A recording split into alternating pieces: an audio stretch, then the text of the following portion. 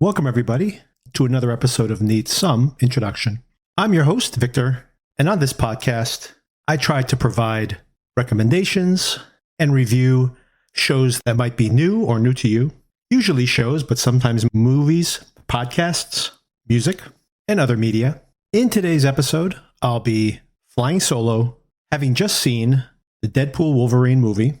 I'll give you a high-level review with relatively few spoilers, and then many spoilers, all the spoilers. And after that, I will be walking through the MCU, giving you mini reviews of each one of those films, many films. I'm going to go through all of them, hopefully try to get through all of them, and provide you some context to the history of the MCU and how it became so popular and how it has wobbled in the most recent years post-pandemic, along with my opinions on how that might have occurred. And maybe, just maybe, this is the beginning of a pivot. I'm pretty sure financially it's going to be, because I think this movie, the Deadpool Wolverine movie, is going to be huge. A few show notes. I'm planning to have a mailbag episode. I have some questions from listeners, relatively few, but I would like to get even more feedback from you. So if you want to be heard on the show, if you want to give me feedback on any of my previous reviews, if you want to recommend something that you love that isn't getting enough attention, I will shout it out for you or answer your questions. Email me at needssomeintroduction@gmail.com. And of course, Sona's usually my co-host. If you have questions for her, same email address, and we will answer them on one of the upcoming episodes. Follow me on Letterboxd. I've been slacking off. I said I was going to write one review per day. I went on vacation and stopped doing that, but I have a backlog of reviews that I plan to publish soon, along with ones that I haven't published yet, but I've already written. For example, I was planning to do an episode on the Axel F film. I watched it. I watched all the Beverly Hills Cops movies. I even watched 48 Hours again, but never published that episode because I was on vacation. But those reviews will be published. So if you want to get additional reviews from me, additional content, follow me on Letterboxd. The link is in the show notes. Also, in the next couple of weeks, expect a review of the finale of House of the Dragon, as well as a review of this recently completed season of The Boys. Both seasons that have been very uneven, but in both cases have their positives. Expect next week a review of the new M. Night Shyamalan movie, Trap, and many other big movies and series that are coming out throughout August. Industry on HBO, excellent series.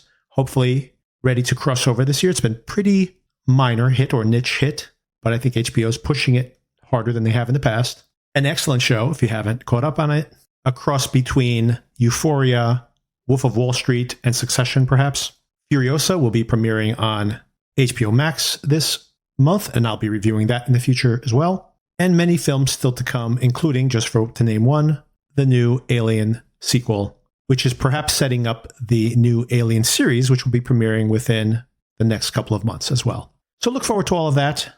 Subscribe to our feed so you know when those episodes become available. And as I mentioned, do reach out to us, needssomeintroduction@gmail.com. Okay, so here comes the spoiler-free review, mostly spoiler-free review of Deadpool and Wolverine. So the history of these Deadpool movies is a story in and of its own, going all the way back to 2000. Apparently, Ryan Reynolds had always wanted to play this character and had intersected with the Marvel Universe, being in the Blade Trinity film. Now that I'm thinking about that, interesting, maybe I missed it, but interesting that there is no reference to Ryan Reynolds in the Blade universe in this new film, considering they threw everything else in there, including the kitchen sink. So that's the starting point for this. And he has played, believe it or not, it wasn't until I started doing this research now that I suddenly realized, I don't know how I missed it, that Deadpool and Wolverine have been in the same movie before, in the terrible Wolverine Origins film. I guess it's called X-Men Origins Wolverine. I guess there was supposed to be a whole bunch of Origins films, but not after the failure of that film, which cost about $150 million, made over $300 million. Not a financial disaster, but obviously if they couldn't make Wolverine work, are they really going to make any of these other characters work? So they dropped it completely at that point. But they get Deadpool in there, and just indicative of the creative decisions there in that film, this guy's the merc with the mouth, and they sew up his mouth. So go figure. That version of Deadpool has already been executed by Deadpool Prime in another film.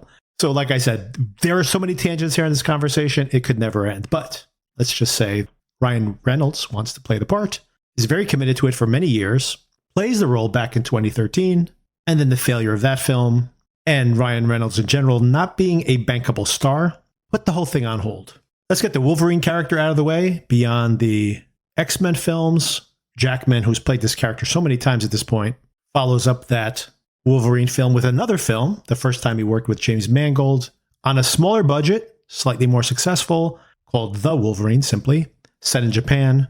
Despite only making a little bit more money than the last one, it did cost less and also was critically much more well regarded from fans as well. And then capping things off, killing off the character in Logan, the first R-rated Marvel film. This is still, by the way, all of this is under Fox. So we now have a merger, which is addressed directly in this film, of the Fox and Disney properties now that Disney has purchased Fox in the past 5-6 years or so. Logan supposedly is Jackman's swan song in the role. A huge hit, $600 million, and also a hit with critics and fans. And believe it or not, the smallest budget of all of those Wolverine films, with that $600 million gross, a huge financial success for Fox. Right around the same time as Logan is coming out, proving that there is an R-rated audience for these Marvel films, I believe it actually came out the year before the Logan film, was Deadpool, directed by Tim Miller. This story, as I'm starting to tell it here, is really fascinating, and it's going to recur as I get into the history of the MCU as well. In general, these type of stories really interest me, where there is a standard narrative that this guy was a genius, he had this idea, he had it all figured out, and then people get surprised when things don't work anymore. Well, what happened? The genius, his ideas are no longer working. When that narrative, that simplified narrative, is a revision of a lot of accidents, a lot of luck, and a lot of hard work, of course, that allows these things to succeed. So, for example, in this case, after the failed launch of the character, but still this interest from Ryan Reynolds, who kept pushing and pushing to be this character, they do start working on a script. During this period of time, directors show up, drop out, writers, scripts get written and rejected. And very importantly, Ryan Reynolds made a comic book movie, The Green Lantern, which was a huge financial flop. Nonetheless, they kept continuing to develop the script. Eventually, in 2014, they offered to give Tim Miller, who had very limited directing experience, well under $1 million, to do a test reel, a 2-minute demo of Ryan Reynolds as the character in the costume, as a test for these concepts. Fox saw the footage, was uninterested. They offered them a maximum of $40 million to make the film, didn't like the script, didn't like the concept, didn't get the character, and basically killed the project once again. And then the footage leaked. To this day, no one has fessed up as to who leaked it. It leaked during Comic-Con, created a huge amount of buzz, to the point where Fox could not deny that there was an interest in the film. They did push back. They wanted it to be PG-13. They eventually got it for an R. They increased the budget they allocated to it from $40 million up to $58 million. Still very thrifty when you consider this was already when comic book movies were normally going well over $100 million in budget. And the film, on a $58 million budget, comes out with an R rating and makes $800 million around the world. One of the most financially successful films of that year and multiple years. Huge return on investment. And of course, now Fox was all on board with expanding the Deadpool universe. 2 years later, we get Deadpool 2. It makes slightly less money, still around $800 million on a larger budget, but still barely over $100 million. Once again, thrifty for a big comic book movie. So again, one of the most financially successful films of the year. And this same year is when the acquisition of Fox goes through, purchased by Disney. Part of the purchasing of Fox by Disney was to unify the MCU. Disney owned most of the Marvel characters. Sony, of course, owns Spider-Man, although they've borrowed Spider-Man and folded them into the Avengers. But still outside the purview of the MCU had been the X-Men, the Fantastic Four, both of which would be huge additions to the MCU. And you can imagine the different permutations of stories they can tell by integrating those characters. And to a much lesser extent, the Deadpool films. Deadpool is in the X-Men universe, so it's all kind of in the fold there.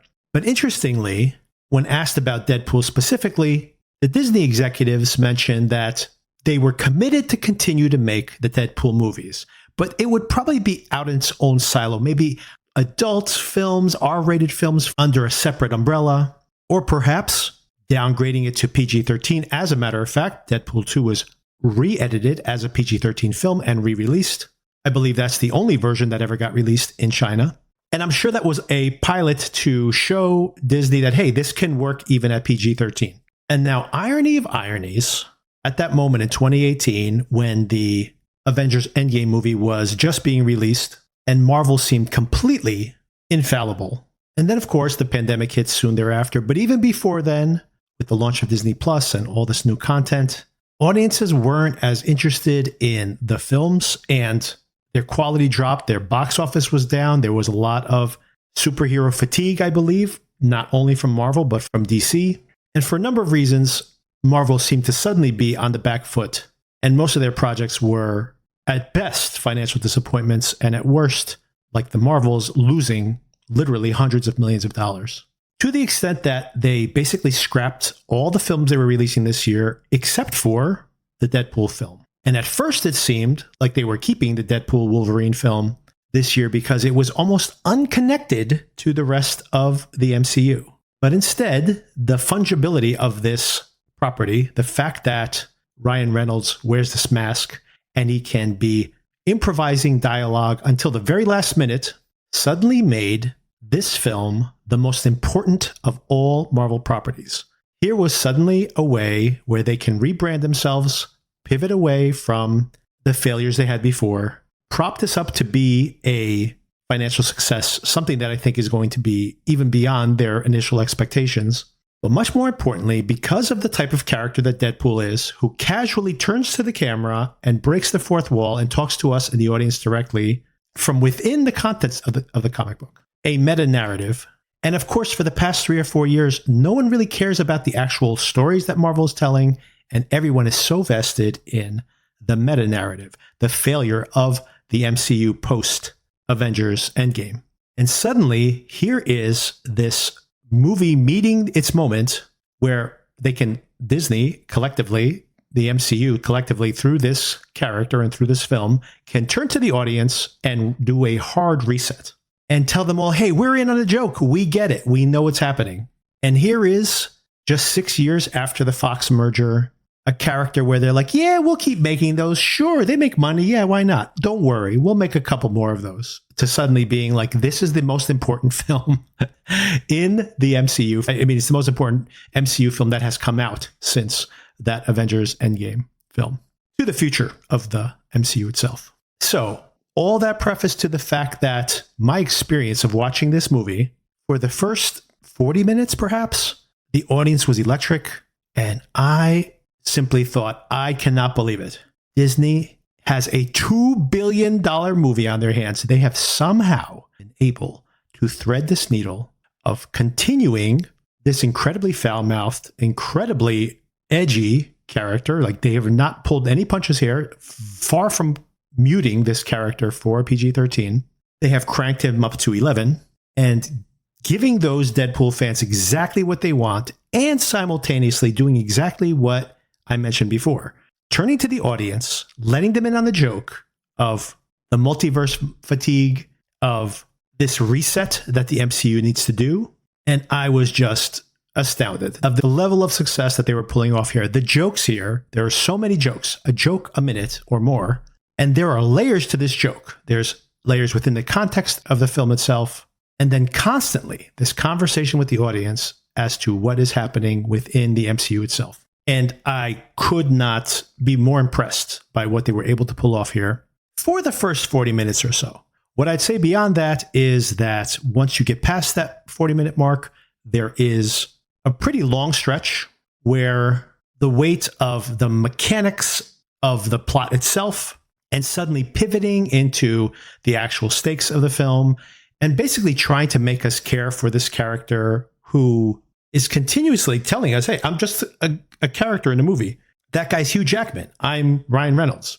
And usually the type of thing that I find grating, as a matter of fact, I find it grating even in the previous Deadpool films. But it works really, really well here. Somehow they are able to pull off that magic trick of winking at the camera and simultaneously having us vested in what's happening within the film.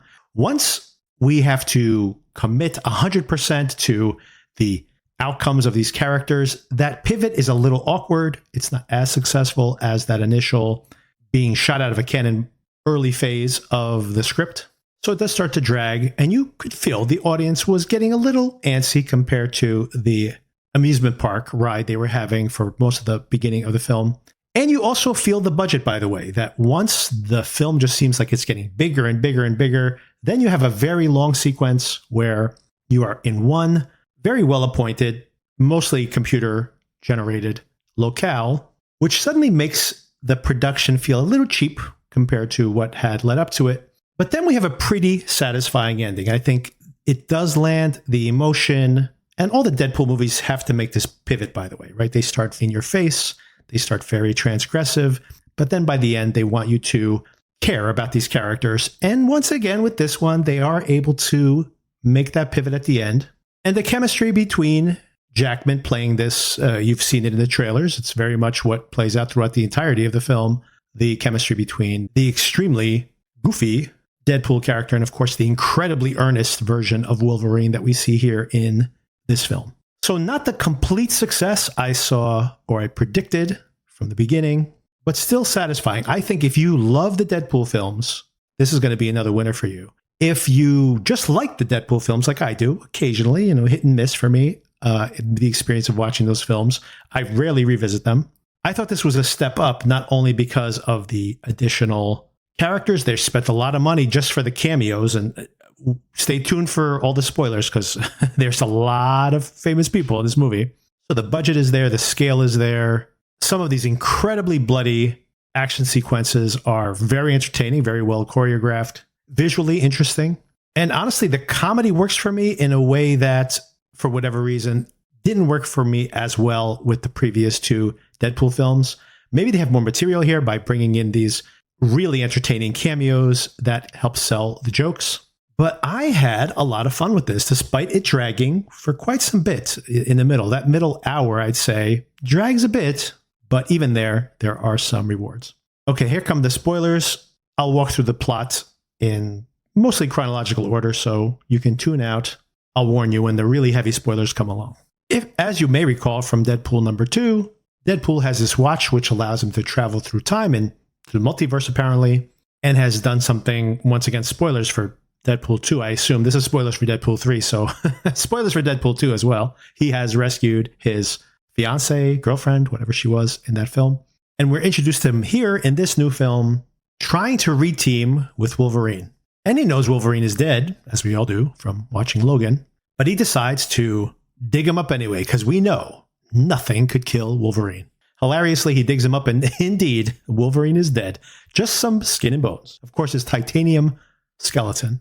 And this is when the Time Variant Authority, for anybody who doesn't know, has not watched Loki, the TVA is in charge of maintaining all these different timelines. So if you haven't caught up on Loki, you may want to catch up on it before seeing this film, although not essential. It'll fill in its own blanks.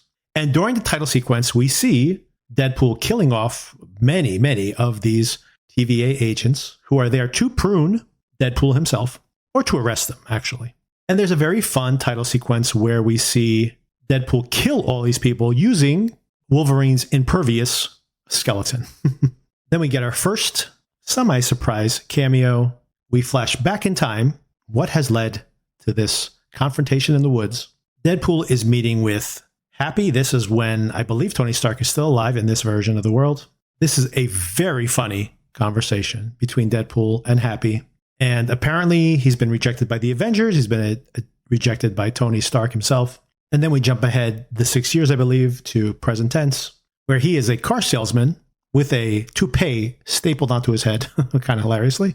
He has a best friend at the car dealership, Peter, played by Rob Delaney, which will be important later in the film. And what we see is that he is so dejected, he has surrendered his Deadpool persona. He still lives with Blind Al, played by Leslie Uggams. And in his apartment, they're having a party. I think it's a birthday party. And you just see the mundane life that he has surrendered himself to. It's pretty funny. There's X-Men there. Vanessa is there, by the way, and despite him resurrecting her to some extent, they are not together. We find out later on that it is mostly because he has become this shell of himself. And when he steps out into the hallway, he encounters the TVA agents for the first time. He's brought to the TVA where he meets with Matthew Macfadyen, famous from Succession, of course. And he's playing a character called Mr. Paradox. And he's trying to get Wade Wilson to become Deadpool again. He's got a new mission for him. And he shows snippets from previous Marvel films, which, of course, in this moment also works as this way to remind us of where the MCU is right now. There are many jokes made at this point about the acquisition by Disney of the Fox properties. And as I mentioned before, this is all pretty seamless here. A lot of fun at this point. This seems pretty dry the way I'm outlining it here. The plot itself sounds even depressive, maybe, but it's not. These jokes are coming a mile a minute, fast and furious. There's an image here, a scene that he's not supposed to see. Apparently, it's only going to come long time in the future, where Deadpool is dying in Thor's arms. And they're like, you're not supposed to see that. So perhaps we will see this scene at some future point in the MCU. And at that point, he's convinced. He's back in on it again after a very funny re-costuming sequence. He says, I am ready to save the timeline. So basically, the timeline he comes from, that this particular Deadpool comes from, is dying away. Dying away because Wolverine died in this timeline. What we saw in the movie Logan. He is the anchor being in this universe. And in the old days, they were able to just prune these timelines.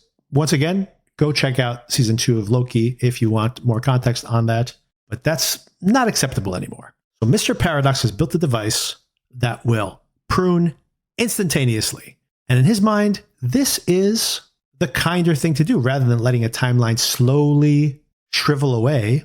But of course, the Deadpool character in this film, and maybe throughout its history, I don't know the comics very well, wants to be a hero. That's his whole thing. He is not qualified to be a hero. He has the superpower of being able to regenerate infinitely. He cannot die, but he's not really hero material. And that's what he keeps hearing over and over and over again.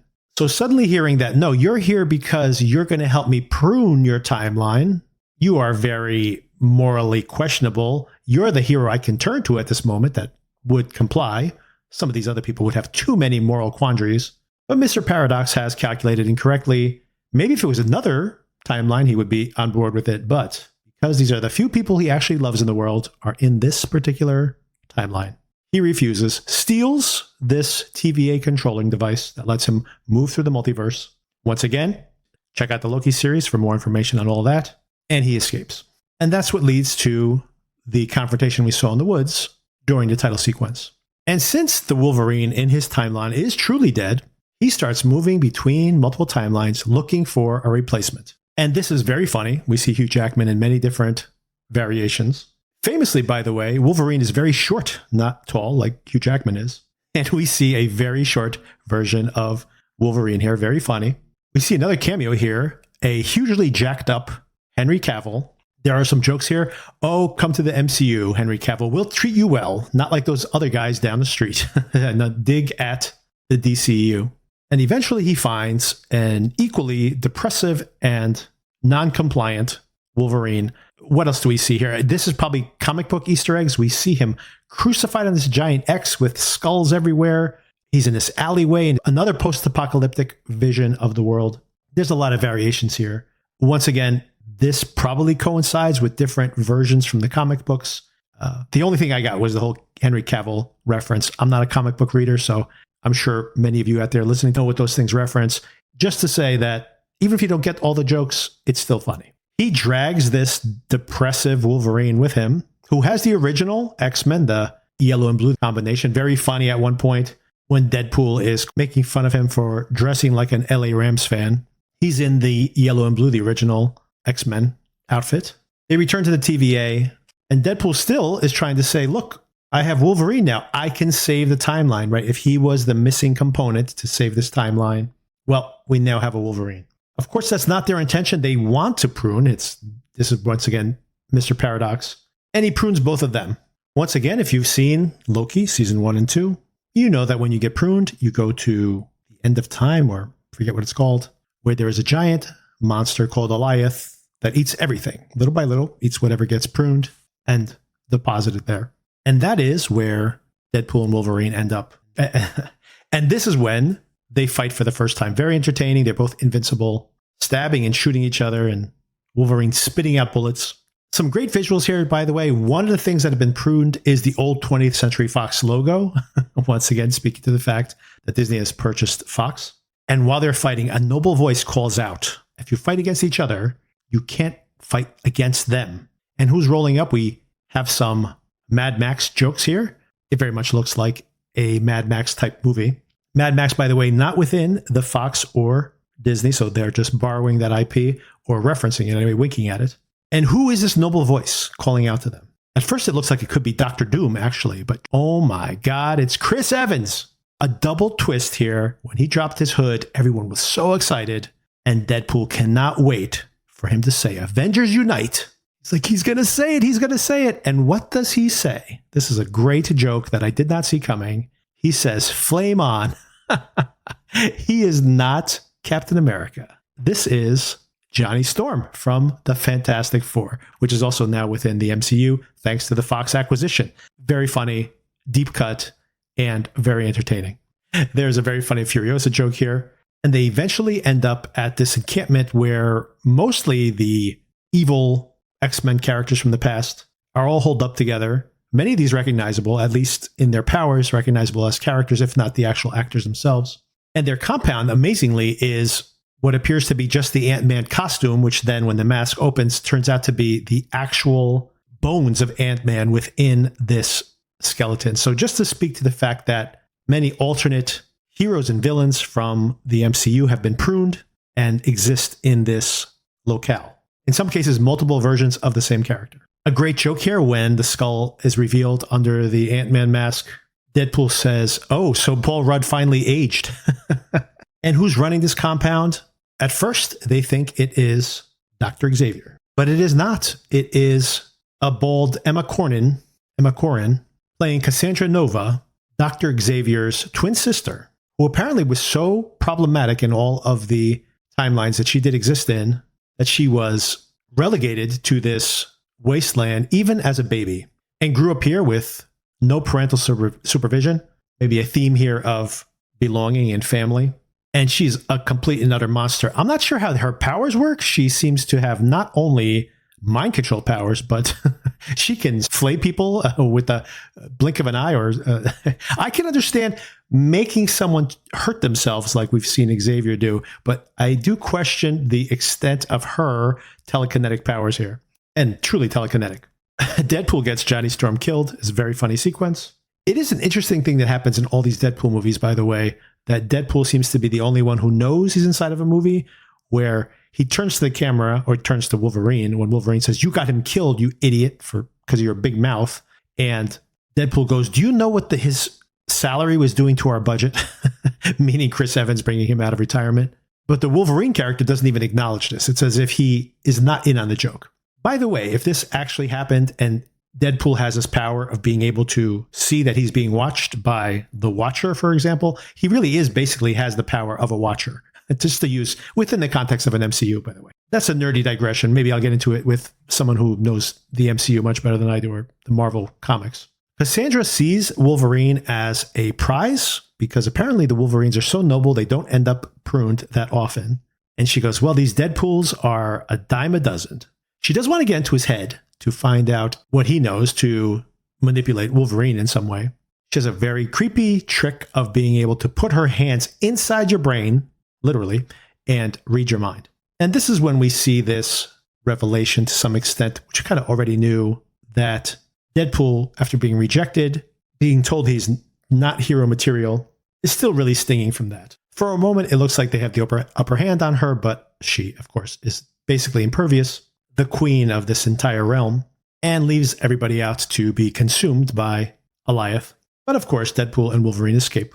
We're probably in the midpoint of the film here, and things are still moving pretty well. There's another whole batch of humor here. We see Deadpool falls in love with this really ugly Deadpool dog, and he meets a very handsome version of Deadpool with long flowing hair, also played by Ryan Reynolds. He's a nice version of Deadpool and lends them his car, his Honda Odyssey. And they're on the lookout for some other noble Marvel characters who have teamed up somewhere in this wasteland. Now, importantly, Wolverine has been lured into assisting Deadpool because Deadpool says, hey, I know how the TVA works. We can change history. So we can fix what you did in the past. The details of which we find out later on that he was out, getting drunk, not taking things seriously in his version of reality when the powers that be came and killed all of his closest X-Men friends. And then he went on a murder spree, killing not only those people responsible, but killing anyone even tangentially related and probably loving the killing he was doing, which of course turned everyone in his reality against the X-Men. They just saw them as brutal, murderous monsters. That is revealed later on. But at this moment within the car ride, or during the car ride, Deadpool accidentally says, if I can put things right with you. Deadpool goes, what do you mean if? And he says, well, I don't actually know how to do this. I'm just assuming there's a way to do it. Wolverine loses it and starts mocking Deadpool as a loser. He'll never be a success. He'll never amount to anything. And this leads to a very entertaining, dragged out fight within the Odyssey as they nearly decimate the car, although it still runs at the end. Someone finds them after this fight, drains them of their energy, and drives away. When they wake up, who is it? Who has rescued them and taken them to their hideout? Well, it's Elektra. Speaking of rejected characters that have been pruned from their series, Jennifer Garner has returned in her Elektra character from that much maligned, disastrous film from a couple decades ago at this point. Still looking great, but she has friends. Oh boy, Wesley Snipes is here as Blade. There's a very funny joke later on where Wesley Snipes says, I'm the only Blade, and I'll always be the only Blade, which of course gets a fourth wall breaking look from Deadpool. And who else is here? There were many years of speculation that Channing Tatum would play Gambit in a standalone Gambit film when the X-Men were owned by Fox. And despite a decade of rumors, that film never actually happened. But here we have Channing Tatum playing Gambit with a ridiculous New Orleans accent that is completely indecipherable and made fun of constantly by Deadpool. And we even get Laura back from Logan, the same actress playing X-23 here. And this is when that pivot happens that I mentioned of trying to take the material in a more serious direction. So we have seen up until this point, this is a very Deadpool heavy, snarky, winking version of a Deadpool movie. And then we have this heart-to-heart between this damaged Wolverine, an alternate Wolverine, and this conversation with X-23. And she's telling him Wolverine was always a damaged person, always made bad decisions, but then always did the right thing at the end. So here's this weird balancing act the film is trying to do of making both things true at the same time. And for the most part, as I mentioned, it is kind of working. The pivot is working.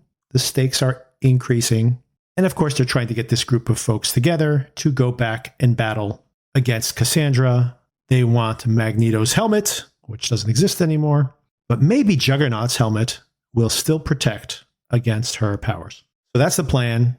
And can they get everybody on board? Everyone is on board except for Wolverine, who can't step back into that hero role. Not yet, anyway. So piling into their car, they're on their way to confront Cassandra. We've discovered along the way that the TVA is aware of what's happening here. Cassandra and them have some kind of an agreement. I'm not sure exactly the details of this. And this motley crew of rejected superheroes goes in, and there's a huge battle while Deadpool and Wolverine go in to confront Cassandra. She immediately disposes of Deadpool and then sinks her fingers into Wolverine's mind. This is when we see her starting to seduce him, trying to say, I can fix you. I can quiet all those voices, all the pain you have in your mind. Oh, I forgot to mention that Wolverine was there, of course. He was in the trunk. So anyway, Wolverine's there. He did come in the end. And that's what leads to this confrontation with Cassandra. It's a very good scene, by the way. Jackman doing a good job here. Corin as well. Meanwhile, we see this really fun battle going on with all of the heroes and villains. Gambit is crushing it, like killing people left and right. They've overpowered him a little bit, or maybe wanted to let Tatum have some fun with this role. X-23 is able to remove the helmet from Juggernaut and send it up into this giant skull where Cassandra and Wolverine are mind melding. Deadpool, of course, is not dead, can't be killed. And as he's resuscitated, takes the helmet and puts it onto Cassandra's bald head. This is fun here. We have Toad shows up. I think it's Toad. One of these bad guys who is tired of living this way, who's under her thumb. They're arguing, I'm not going to take her helmet off because then she's the only one who can send us back to the TVA. But if I take the helmet off, she's going to kill us. So his is back and forth, back and forth. And that's when this other villainous character turns up and just shoots her multiple times. Now that she has the helmet on, gets knocked out immediately. And of course, now she's dying. She couldn't fix herself. Once again, I'm not sure how this telekinesis works, that she can heal herself. I don't think Charles ever had that power. But Wolverine decides to do the noble thing and say, take the helmet off. Takes the helmet off. She doesn't kill them. She asks some questions about Charles. Would he have really cared? And she goes, Charles is the type of person that would have looked for you forever. And you think it might be warming her heart in some way. And she does make a little game of it, saying, Alioth is coming to kill all of us. But a magician came here, an amateur magician, I think she calls him. And of course I killed him. But he did have a little trinket that you might find interesting. And of course, it turns out it's Doctor Strange's rings that can create those portals. And of course, Alioth comes and eats everybody, but not before Deadpool and Wolverine escape. Deadpool ends up back in his universe. Oh, it's Pyro, by the way, the fire guy. He's the one who betrayed Cassandra. Cassandra uses Pyro's communication with the TVA to meet up with Mr. Paradox. And she decides that she's not trying to save one of the universes or anything like that. What she's going to do instead is to not only prune some of the timelines, she's going to use this machine that Mr. Paradox has built to trim all the timelines, every single one of them, so that everybody in all the timelines will end up in her world where she's the ruler of everyone. The only one that can stop them, of course, is Deadpool and Wolverine.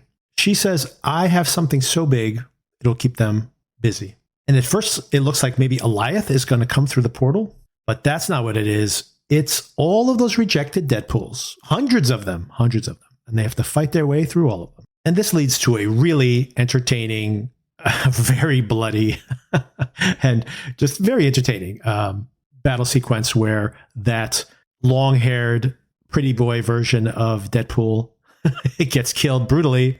But of course, that means Deadpool inherits his dog, which he loves, also inherits his guns, gold-plated. Wolverine dons his mask, by the way, the traditional comic book mask with the wings on the side, for the first time ever, I think, in this entire franchise. And this visually is very interesting, working across the frame as Madonna, Like a Prayer, is playing on the... I think Madonna's Like a Prayer is going to get a big boost on Spotify plays, considering how heavily it's used here at the end of this film and how big this film is probably going to be. They massacre all these Deadpool. It's a very cool visual here as they just bloodily work their way across the frame. But of course, most of them, not all of them, are indestructible. So they all resurrect themselves. And then a very convenient Peter Ex Machina shows up. The Rob Delaney character shows up in the Deadpool suit. And apparently in every single version, every multiversal version of the Deadpool story, they always have a buddy, Peter. So they all gravitate to him. And while they're distracted by this, Deadpool and Wolverine go down the subway station to try to prevent the annihilation of all timelines. Even though this matter and antimatter crossover that would be required to blow up this device would annihilate Deadpool or Wolverine. Deadpool decides to be the sacrificial lamb, trapping Wolverine. And then, of course, with seconds to spare, as the timelines are shrinking down to 90%, 80, 50, 20, 5, 2, almost gone. And Deadpool just can't reach across to create this short circuit between the matter and antimatter. Wolverine has busted out of his cage, grabs Deadpool's hand, and then with his claws closes the circuit. And as Madonna plays on the soundtrack, once again, they short circuit this device. They flash back on all the things that matter to them. Wolverine's shirt gets blown off. And Deadpool looks at his abs appreciatively, and they nod heads at each other. And as the device explodes and Cassandra is destroyed, oh, I forgot to mention that Hunter B-15, Wunmi Mosaku from the Loki series, has been alerted. There's something going on one of these timelines. She shows up to ask Mr. Paradox, what's been going on here? And he comes up with the story that you told me Cassandra was contained. My dear friends sacrificed their lives to save us all. And then, of course, it turns out Deadpool and Wolverine are not dead, which, of course, he's not happy to find out. The truth will be revealed. And off camera, they are pruning all the Deadpools. But this one gets to stay, of course, because this is his world. And it turns out, not only has he saved all the timelines, somehow, whatever they've done, has rejuvenated this timeline. So it's now growing back again. It won't just shrivel up and die. This is going to be a thriving timeline from now on. Maybe what it means is that Deadpool has now become the prime being in his timeline. He is Jesus Deadpool. Peter shows up here once again to defend Deadpool, and Hunter B-15 is very attracted to him. So maybe there'll be a little something going on in future films. And yeah, Wolverine's here in the alternate timeline. There's a few scenes here at the end where they buddy up to each other. They now have adopted this dog. And Wade, aka Deadpool, has invited him to hang out with him, to live with him and his roommate. And we see another get-together at the house. All the same usual suspects as before. Wolverine, aka Logan, seems to be connecting with Laura, X-23. And Wade seems to have reignited his romance with Vanessa. And that's the end of the film. A lot less jokes about the future of the MCU or the current state of it here as you move forward. And the ending is much weaker than it is at the beginning, although the stakes are obviously higher. It turns into a much more traditional comic book movie. But I have a feeling this will, just for the speed of the jokes and for some of the very funny cameos, it'll probably have a decent amount of repeat business. This will be big. I don't think, and now here's my box office predictions. I honestly was thinking at the beginning when this film started, oh my God, this is going to be a $2 billion movie. They did what they did with the Spider-Man movies, but with an R-rated film. Who would have thought it? And as the film progressed, I'm like, no, they didn't quite nail it, what I thought they were going to do. I was so impressed with the first 40 minutes, 50 minutes of the film, even maybe the first half. So no, it's not going to do that well. It probably won't catch Inside Out, which is now approaching $1.5 billion. But this is going to make $1 billion, and it'll make, I say, over 500 million in the US, maybe 600, and bigger overseas. So let's say 700, 1.3 billion. What a comeback for the Marvel Cinematic Universe, if that's the case. I'm recording this on Thursday, so there is no box office numbers yet. But by the time I publish this on Friday afternoon, I think is when I'm going to publish this, there should be some early box office numbers. So I think we'll start getting a feel for just how big this can possibly be. And as far as bonus scenes go, nothing that is consequential to the MCU. There is a very funny joke, a payoff to something that was seeded earlier in the film featuring Chris Evans. And then some behind the scenes kind of retrospective on the Fox Marvel run. Little odd featurette there as part of bonus material. And that's the film. And that's it until we get to Captain America Brave New World. That's it for the MCU, cinematically anyway, in movie theaters for the rest of the year. There are at least one more TV series. But after a quiet year, intentionally bumping films out to make way for only Wolverine, to, I guess, build up some anticipation, by the way, to not flood the market with films. Next year, if this holds up, we will have four films, starting in February with Captain America Brave New World, followed up in May with The Thunderbolts, a Fantastic Four film, which is getting a lot of press recently, a very excited fan base for this one. If it completes on time, July 25th, and now the much delayed Blade film, supposedly now on track to come out on November 7th of 2025. So 4 films in 2025 if they maintain these release dates. And an Avengers film in 2026, which is rumored to be the return of the Russo brothers to directing here within the MCU again. By the way, I forgot to mention Lady Deadpool, which was a big deal on the internet, is played by Blake Lively. She only speaks 1 or 2 lines of dialogue and is never unmasked in the film, but in the credits, Blake Lively, as many people speculated. Okay, as context for this walk through the MCU films and series, I want to mention a book called MCU, The Reign of Marvel Studios by Joanna Robinson and Dave Gonzalez, which provides a huge amount more context than what I'm going to provide here. It's on Spotify, by the way, if you have a Prime membership on Spotify and you can hear audiobooks, it's available there to stream. So do check it out if you are curious about this topic. For me, the most refreshing revelation here and indicates the fact that rather than people thinking, how could the MCU put out bad movies? how could they have had recently such a bad batting average is more to think of the miracle that they were so successful for so long, and it's borne out in the book. I'll put some of the detail in here, but I can't possibly go into all that detail, but I will bring it up here at the very start. Okay, the first proper MCU film, of course, is the Iron Man film from 2008.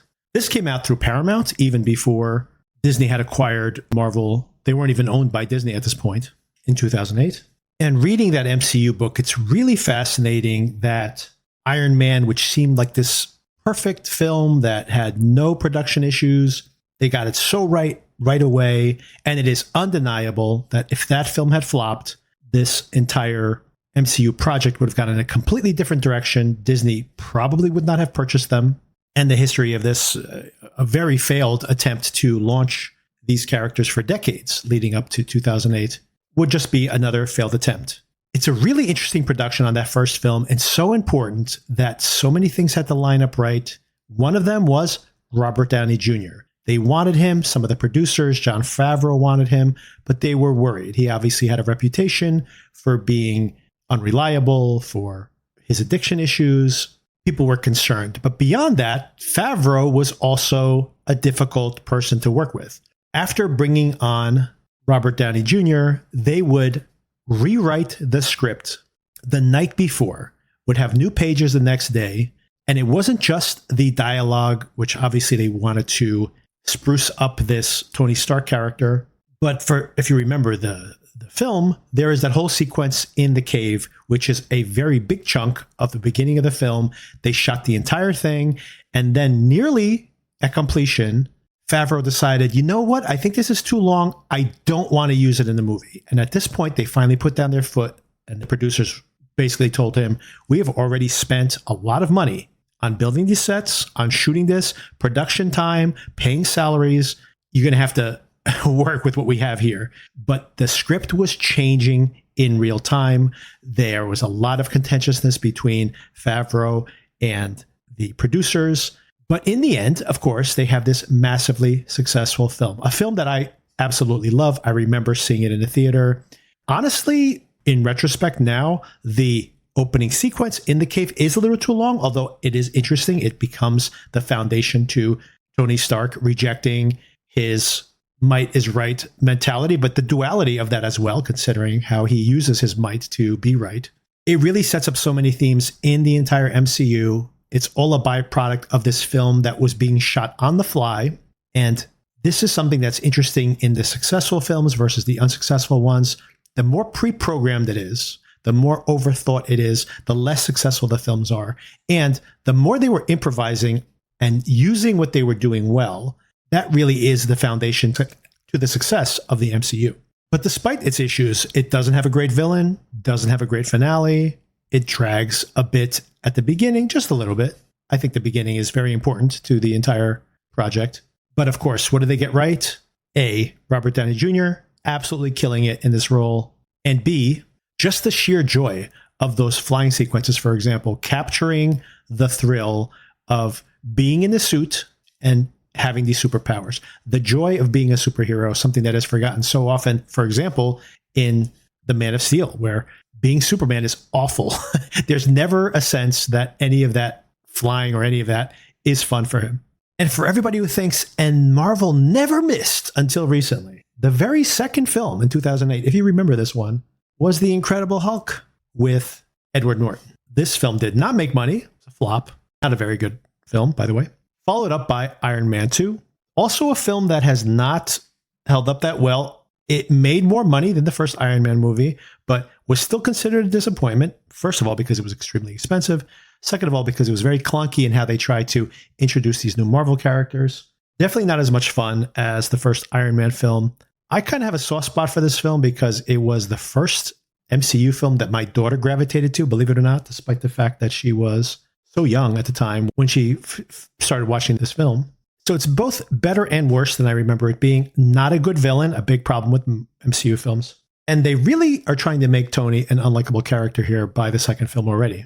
The first Thor movie never really worked for me, was not a huge hit in the US, but a big hit overseas. Didn't make much money, by the way. Once again, this thought that everything was perfect until recently. This film also did not make a lot of money. But of course, very importantly with all these films early on, the casting, because I think people didn't really love Thor, but they loved this big, goofy Thor character, Chris Hemsworth, not even playing the full comedy that he would become so good at later on, but already just something really charming and guileless about his performance, something very hard to pull off. And people loved this Thor character. A film I love, by the way, is the next one, Captain America, the First Avenger. But I've heard a lot of people really not enjoying this film. I really like Joe Johnston's direction here, doing some of what he did with The Rocketeer, of using the look of World War II propaganda films. This is a lot of fun for me from a design point of view. Most people don't really like this film, to be honest, but once again, they love Evans in the role. And then this culminated with the first unabashed massive hit since the very first Iron Man film.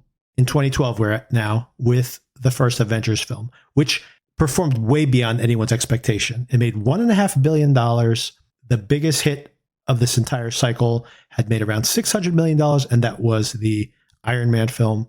And even Iron Man 2, which made about the same amount of money, was not considered very successful. So this really upped the stakes. And by the way, it was a big deal for Disney as well. This is the first film that came out under the Disney banner, previously under Paramount. So Disney's happy at this point. They followed up with Iron Man 3, a film I really like because it's written and directed by Shane Black, and it has that whole Lethal Weapon, The Last Boy Scout, film noir aspect to the dialogue and some of the plotting. I like how subversive it is in some ways, where Downey Jr. did not want to be in the suit. So we have an Iron Man movie where Downey is hardly ever in the costume itself. I find that entertaining. Some people really felt like, really, this is the Iron Man movie we get? It has a terrible ending, granted. But that's where I feel, once again, when these films start to get bad, it's when there's a lot of the studio has done the special effects work. They've pre-visualized big chunks of the film, and then they're bringing the talent in, the writer, director, and actor, to fill in the blanks. And that begins to shift from that first Iron Man movie where it's 80% improvised and they're trying to cobble it together at the end as best they can and filling in the blanks 20% of the time with the MCU requirement stuff, as opposed to we've done 80% of the work and we're giving you 20. And as that balance shifts, the films get worse and worse. And you're going to see it here. Iron Man 3 is maybe the first time they've attempted this, to say, well, we've done half the movie. All the special effects sequences are done. Now we're going to bring in Shane Black to partner up with his buddy, Robert Downey Jr., and fill in all the other sequences, which is still the majority of the film. So I think that balance is there. The very next film, Thor: The Dark World, a terrible film, in my opinion. I barely remember it. They bring in a TV director, Alan Taylor, who directed some of the biggest episodes of Game of Thrones, but he doesn't have enough of a force of personality to make it anything other than feeling like it is just the Marvel bits. And it really starts to feel like they're producing television here. Extremely high budget television, which becomes a template for the way TV is made today, by the way, which is part of the problem that everybody's having, not just Marvel, but everybody's having, in overpaying for these incredibly lush productions that have no personal touch, no personality even to them. Next comes Captain America: Winter Soldier. This is the first time that they hand the reins over to the Russo brothers, whose biggest thing at that point was directing an episode of Community. Obviously had not worked with such a large budget before, but this recipe, this combination, for whatever reason, works really, really well. The Russos post MCU not impressed me almost ever, but this is a really sharp conspiracy thriller which takes this Captain America character, which did not impress most moviegoers previously, and elevates him to some of the best of all the Marvel films, and develops the Winter Soldier, of course, but also allows for the first time maybe that the MCU can make films in other genres that are also MCU properties. Also very important, bringing in James Gunn on their very next project in Guardians of the Galaxy. Gunn, unlike some of these other filmmakers, has a very strong POV. Much of Guardians of the Galaxy, something that kind of bothers me in this first film, is that there is so much Marvel-associated world building that needs to be done that it gets in the way of some of the really James Gunny parts of the film, which I think is what people love about it. And that is the found family, these losers coming together, something that is thematic in almost all of Gunn's films. This found family where they find a place in the world. So it's edgy and gritty and unconventional and yet heartfelt. But once again, a weak villain and all that Marvel giant ship descending on a city for a completely gratuitous and inconsequential 40-minute action sequence at the end of the film. All of that stuff is just tedious, when of course the real payoff in that film is that they're able to contain that power source when they all hold hands together. So that's James Gunn's real concern there, and that's where the film works the best. The giant city invading sequence, which is completely generic and could be swapped in for Thor: The Dark World, for example, is not as impressive. Then came the, I think, not as bad as everybody says it was, Age of Ultron.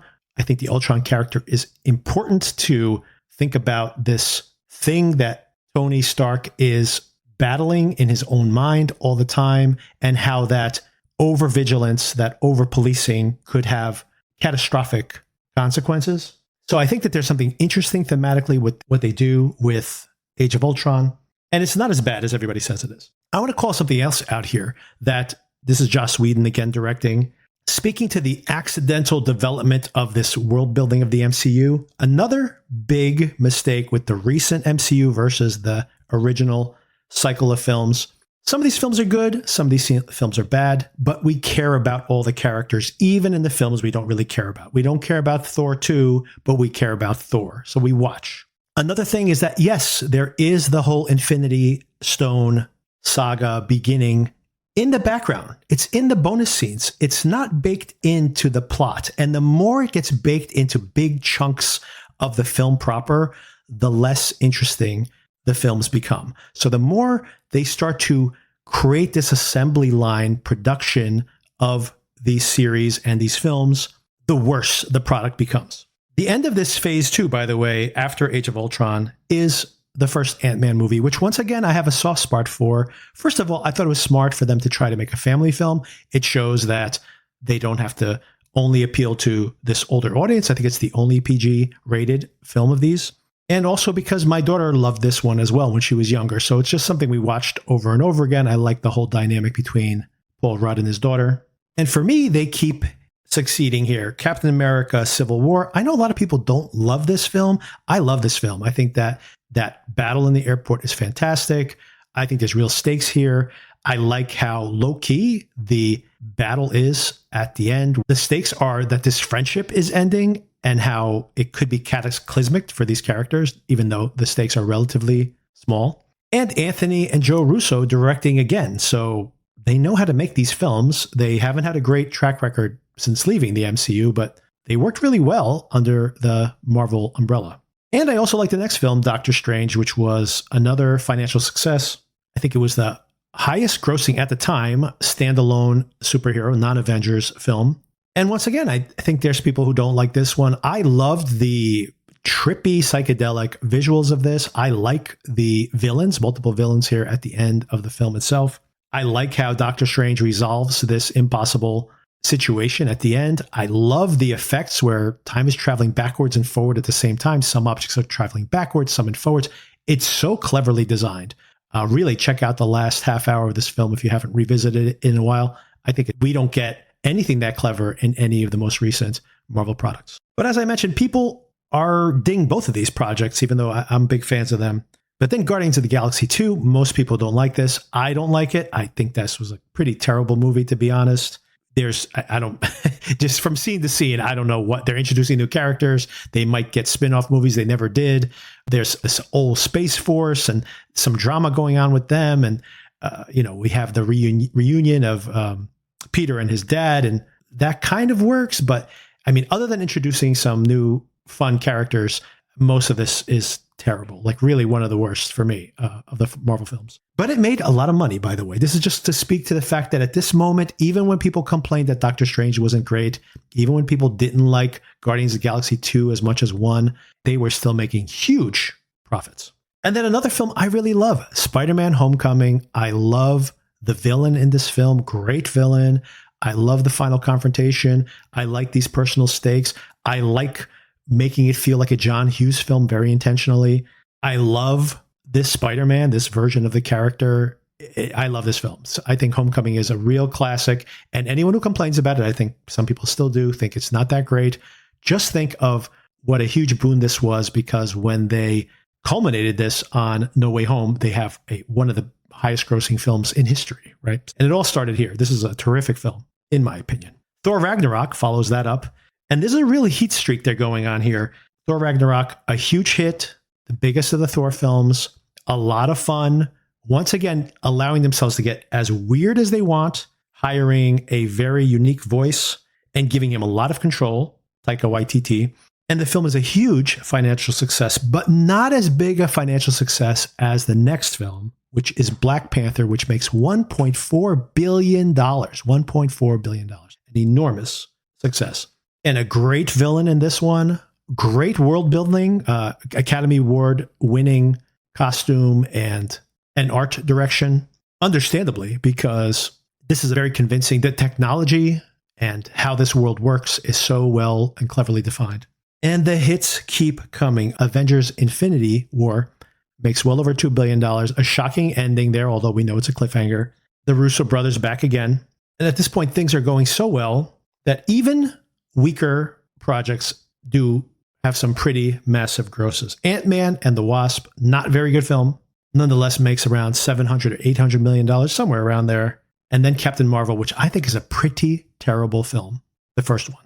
Let's not even talk about the second one yet, but the first one, I think it's pretty terrible. It made over $1 billion. Anything they put the Marvel brand on was a huge hit. And then this cycle ends with Avengers Endgame, which for a period of time was the highest grossing film of all times. Once again, eclipsed by Avatar, thanks to one of its reissues. And then Spider-Man Far From Home, which for my money is not a good film. As much as I loved Homecoming, this is exactly the type of project where I feel like there is too much connective tissue in the film trying to build it into the MCU, and there's no clean, riveting central story to pull you through. The villain is pretty good here, I'd have to say, but this film should have been better. And so much, this is the whole last half practically of this film. All of these giant battle sequences and destroying these landmarks, which is so generic at this point, just is not impressive anymore and not convincing oftentimes. The actual special effects themselves don't look that good oftentimes, maybe because they're just churning out so many films. But so much of these films just stop having any personal character or any compelling reason for you to watch, for me anyway, to watch.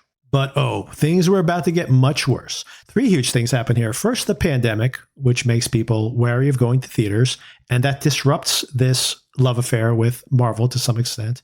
The second thing that happens is that Marvel starts to produce TV shows on Disney Plus as well. The focus really becomes Disney Plus and growing the streaming service. And there's such a fixation with taking things that were supposed to be movies and putting them onto TV, and vice versa. Some of these things become movies that were developed for TV, and then they feel like TV in the movie theaters. So that's a huge problem. But beyond that, the expectations that these films are going to continue to make $2 billion when it was the buildup to that culmination point. The Infinity War cycle was built up a little by little. And as I forgot to mention earlier, that Thanos himself had been introduced. The Infinity Stones were introduced as a joke practically. Joss Whedon shot the bonus scene with Thanos without even telling Marvel he was planning to do it. He's like, I'm going to just throw this in there as an Easter egg. And then Feige was saying, Kevin Feige, the head of the Marvel Brain Trust, head producer, thought like, hey, let's build on that. Let's bring in the Infinity Stones. And then as they kept adding these Easter eggs, they put the Easter eggs first, and then how are we going to connect these things to each other? And then they started to develop this broader story. But it was always happening in the background when there was already a predefined script. But then, as they got closer to culminating the storyline, those things started to become more and more central to the plot, mostly only in those Avengers films. And then they wrapped up that storyline. And as I mentioned, the pandemic hits. They are now out of ideas with the Infinity Stones. Let's pivot to a new storyline, the multiverse, perhaps. And then, of course, there's going to be the Kang storyline, which, of course, disastrously, that didn't pan out. We'll get around to that in a moment. They're spreading themselves too thin. Simultaneously, if the special effects already were starting to look shoddy when they're making 2 or 3 movies a year, now they have to churn out many, many hours of television and the movies as well. They're spreading all their talent too thin, all their writing staff, all this plotting. If you are going to make the storylines central to the TV shows and the movies and baking them into the plot so tightly, you're expecting that everyone's going to have a Disney Plus subscription. I mean, that would be great if you could predict that, but especially internationally where Disney Plus wasn't even available for a period of time, how do you make it essential to watch a show that most people can't even watch and then expect that they're going to follow along these movies? They were too cocky in their planning. And most importantly, the Avengers films were massive because we love these characters and we'd known them for 10 years. We had spent 10 years with these characters watching these stories. And all of a sudden, we are losing most of the core Avengers are gone.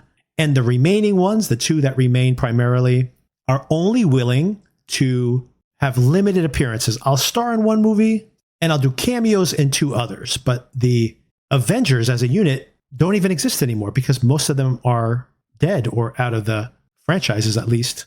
And somehow they're going to convince us to spend $2 billion on new characters that are getting introduced in the moment. All of this is a massive miscalculation. And it shows in the box office results. Coming off the pandemic, they put out a Black Widow movie. They are so out of ideas to a large extent that they are basically making a prequel. And what short shrift for Black Widow to finally give her a movie when her characters passed away from the franchise, spoiler alert. They have a, for me, very entertaining Shang-Chi film, but honestly, as compelling as that film is, the action sequences are great. The family dynamic is terrific. The special effects are pretty impressive. The mythology, the comedy in it, all pretty strong. Shang-Chi is the least compelling aspect to it. No shade on Simu Liu, but they didn't do a great job of making me want to think that he could be the next Tony Stark, for example. So maybe that will develop over time, but where are the next class of Avengers that we're going to be cheering for? They're definitely not in the next film on our list here, The Eternals, an utter disaster. Oh, and I want to call out that Destin Daniel Cretton, who directed Shang-Chi, internally, they were so happy with the success of that production that he was at one time going to direct the next Avengers film, which of course ended up not panning out. Now it may be the Russo brothers again. The very talented Chloe Zhao makes the absolutely terrible Eternals. Other than this movie looking absolutely great, what a mess. This script makes no sense at all. And again, where are they going with this new storyline? All is forgiven momentarily when Spider-Man No Way Home comes out, which I have some issues with the ending of that film, some logical issues there. But what an enormous financial success. And it's one of the highest grossing films of all times, playing on the affinity for the new character plus the nostalgia for the previous Spider-Man. They follow that up with Doctor Strange in the Multiverse of Madness, a film that I enjoy because it feels like a Sam Raimi movie, and I'm a fan of Sam Raimi. But for people who don't like Sam Raimi and don't like horror, they felt turned off by this film, a film that nonetheless made almost $1 billion. So lest we forget that these films are still very successful, at least at that moment. Thor: Love and Thunder also, I feel like it was rejected by audiences a little too harshly. I don't think it was as good as the previous one, but I didn't think it was terrible either. And still, once again, very successful with over $800 million at the box office. But obviously people were starting to sour even as they were continuing to see the films. And we see that again with another tragedy that strikes. They had been so lucky for so long, the MCU, that these projects had come in mostly on budget, had mostly succeeded at the box office, and the highs were so high. And now they start to feel like they're missing not only Doctor Strange, audiences not so happy with that one, Thor even more so. And then Black Panther, which the sequel, Wakanda Forever, which I think is an absolute mess, is exactly the type of thing I'm complaining about, that there are some really interesting ideas in this film. There are some really interesting action sequences. Some of the battle sequences are the absolute best in the MCU. And then you have this, let's just cut to Washington, D.C. and this intermarital drama that's going on because we're trying to introduce these villainous, super powered people. And what is going on? How are they trying to shoehorn this into what should have been a slam dunk sequel? And of course, beyond anyone's control is the fact that Chadwick Boseman dies. And if you're going to have a new Avengers post the Avengers cycle, your absolute most popular hero and probably going to be the cornerstone or one of the most important characters in that new Avengers team up, and he dies. And now we have to make a sequel to this incredibly popular film without the lead. Basically, there's no Black Panther in the Black Panther movie. It's like more about the mythology and picking the next Black Panther. But there's this gaping hole in the center of the film itself. And once again, this is something they could have controlled, but it doesn't help that they cannot get a clean win on any of these films in this cycle. Oh, but it gets worse because now they're going to go build up to the Kang Dynasty as their culminating Avengers film. And that begins with introducing Kang in Ant-Man and the Wasp, which is not successful. Doesn't make money, doesn't lose money either, basically breaks even. But to kick off this new supervillain that's going to be the new Thanos, and people barely turn up for the film, this spoke to how fatigued people were with comic books at this moment. This is in 2023, the beginning of 2023. This is around the time that, for example, Shazam, the first film, had made $500 million. The follow-up made $150 million. And also in the DCU, Aquaman, for example, had made $1.1 billion, where the follow-up made only 300 and change. So the fatigue around comic book properties was everywhere. And of course, it impacted Marvel as well. But there were still highlights. Guardians of the Galaxy Volume 3 last year was a financial success and a strong film, mostly because it has barely any connectivity to any future plans for the MCU, and all for the better. And the film was a huge financial success as well, by their standards at this point anyway. But not so much with the final film here. We'll discuss The Marvels, which was an absolute financial disaster, a film that presumed that the audience had all seen Ms. Marvel, a series that I enjoyed, by the way, and Ms. Marvel, played by Iman Vellani, is by far the most entertaining aspect of the film. But the assumption that people were going to know who these characters were, characters that had been introduced or developed in their TV properties, this was an incredible act of hubris, assuming that everybody was on board for all of this. And I think they paid the price. The film was a disaster. It has some fun parts. The power swapping and some of the really fun aspects of the film. To imagine that they had spent well over $200 million on this to be successful, it should have been a straight to Disney Plus feature film, like one of these specials they did, like Werewolf at Night, which is a lot of fun, by the way, or the Guardians of the Galaxy Christmas special, which is also very entertaining. It should have been something like that and should have been done on a budget that was equivalent to that. To spend well over $200 million and then with marketing and advertising around $500 million on this film, which is so slight, it was just an utter disaster. And it showed. The people just didn't turn up. And of course, the overall fatigue with comic books and the MCU in general didn't help. And that's not even to speak of the TV series, which honestly, other than WandaVision, which was a hit, a huge hit, and a success, most of it was a success from my point of view. And then Loki, which at least in season 1 was excellent. Season 2, more uneven, but ended very strongly. And by the way, was where they wrapped up the Kang story. They probably needed some reshoots here, given the fact that, once again, bad luck strikes again. Jonathan Majors, who was so important to this entire cycle of films, was arrested and found guilty of assault. Their luck ran out. Fortuitously, to an extent, Jonathan Majors' situation allowed them to put the brakes on the Kang Dynasty plans. They reshot a lot of the projects that were in place.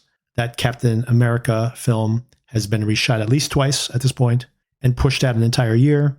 But maybe they're lucky. Now they get to just tell stories.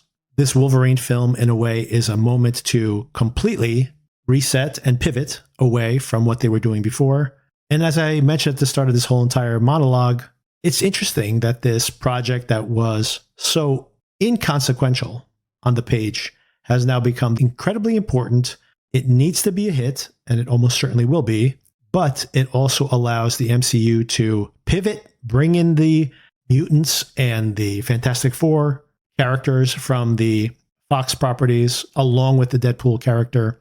It's just quite a fascinating turn of events for this entire franchise. And maybe now also a lot of these TV series, by the way, which have been very unsuccessful, aside from Loki and WandaVision. I mean, holy cow. I mean, Secret Invasion.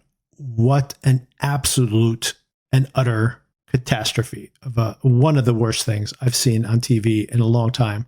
And just the fact that that is getting produced and they can't prevent it from coming out. Like, how did they not know that it was not a complete and utter fiasco? And rather than Disney pushing them to put out more and more and more content, and it's costing more and more and more to make this product, and it's failing, their failure in a way allowed them to hit the brakes and reset. So this could all be for the best. And I actually feel like they are going to be smart enough to be able to reset now after this Deadpool Wolverine film. And they have characters, the Fantastic Four and X-Men, that comic book fans and just people in general really love. Maybe while they develop this next class of Avengers, they can develop this Fantastic Four and X-Men side franchise as well. I look forward to it. I would love to see them have another high point like that Avengers Infinity Cycle culmination. All right, that's my long discourse on the MCU. And I have more comic book related things to say in regards to The Boys, the finale of season 4, and how it teases big happenings finally, I think, on that show. Because for me, it's been dragging on for a couple of years now, but some big happenings. I'm very intrigued by what is to come in the next season.